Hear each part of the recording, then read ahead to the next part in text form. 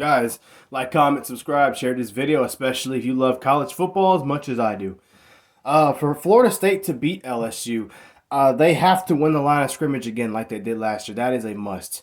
Now, I understand LSU has most of their offensive line coming back, but here's what worries me about LSU if I'm an LSU fan or if I'm somebody picking money on this game for LSU. They could not block anybody last year. They could not block any good defensive line, whether it's Florida State itself, which really didn't play good with outside of Jaron Verse because a lot of them were young and they didn't have Fabian Love. They were kind of low on depth, if that makes sense. They didn't play as good as they could. But back to LSU, they couldn't block them. Alabama, Texas A&M's defensive front, they couldn't block Georgia up front very well. Arkansas managed to get the Jaden Daniels lot and slow down their offense. So that tells me that that will be an issue again for LSU. Here's the thing. You bring back the O-line. That's not always great. That doesn't matter, especially if you have the same coaching staff, you know? So they might be better, but the other teams will too. Florida State has got to win the line of scrimmage. I think Florida State's defensive line wins the line of scrimmage in this game again. Jared Verse is back, but they got the rest of their defensive line coming back too. Now, I understand Darrell Jackson is not going to play, and that might hurt Florida State in terms of additional talent. But Mike Norvell has recruited pretty well on the defensive line. I've seen his recruiting classes, most notably defensive line. So even though he might not have Darrell Jackson, he still got other guys that might not be quite as good or as experienced, but they're going to be good players. So I expect Florida State to rotate a lot more on the defensive line than they did last year. So that will be a big problem for LSU, having to deal with a different person in front of you the whole time. So they'll be fresh. And Fabian Lovett probably won't get hurt again, so he'll be fresh and healthy. And we all know what he can do when he's healthy. Florida State's secondary pass defense has got to be about the same, if not better. That's a must because LSU's stacked at wide receiver. They've always got great athletes at wide receiver.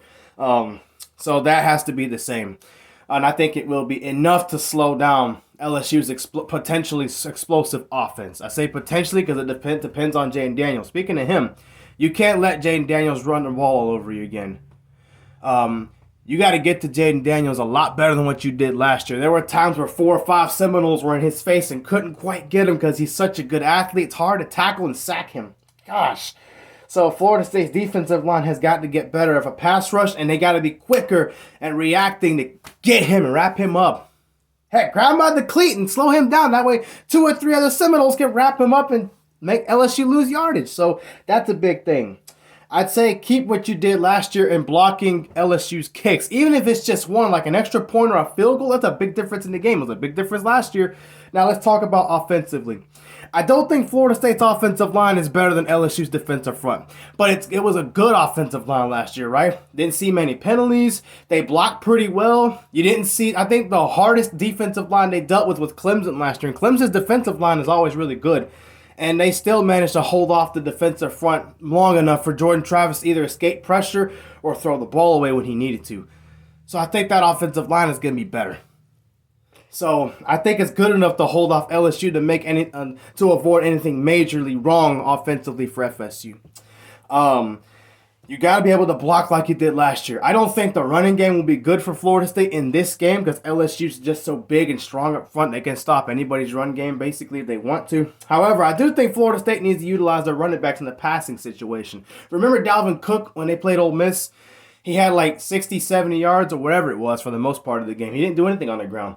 But he was really good as a pass catcher. So I would use my running back slot, run in motion, and then go downfield and make catches. Because no one's going to cover that running back the whole game. Because if you do, Jordan Travis would have one less guy to worry about covering, or he can run upfield and get yardage.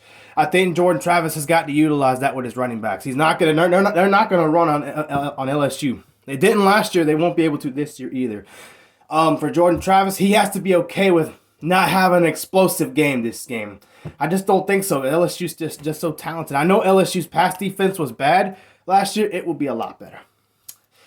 Now, Jordan Travis, I think he's great as a quarterback. He's very smart. He showed that he's okay with not making big plays if he doesn't need to. He's okay with throwing the ball away. He's okay with taking a sack if he needs to. He's okay with doing all these things. And he proved with Clemson, it's hard to wrap him up and tackle him because he's such a good athlete. Just like Jaden Daniels, you know.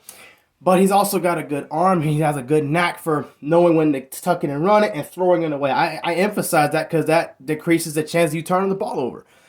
So if Florida State can play good quarterback play, not look for anything fancy offensively if you don't need to, block good enough, because I don't think you're going to dominate LSU on the defensive line with your offensive line against their defensive front. That just isn't happening. No one's able to do that. So don't feel bad. Accept that. That's what it is.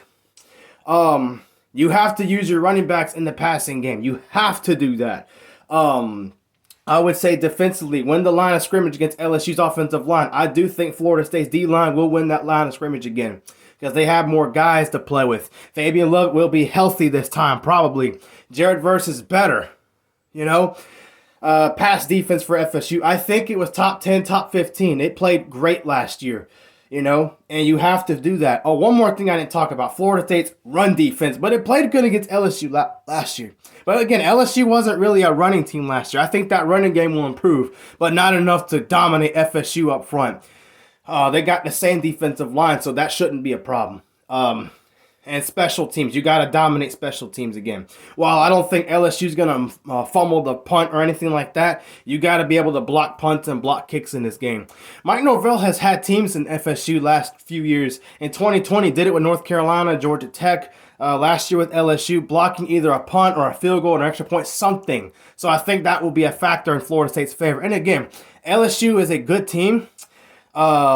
They play good, but they have a harder time playing away from home than they do, so that will be an advantage too.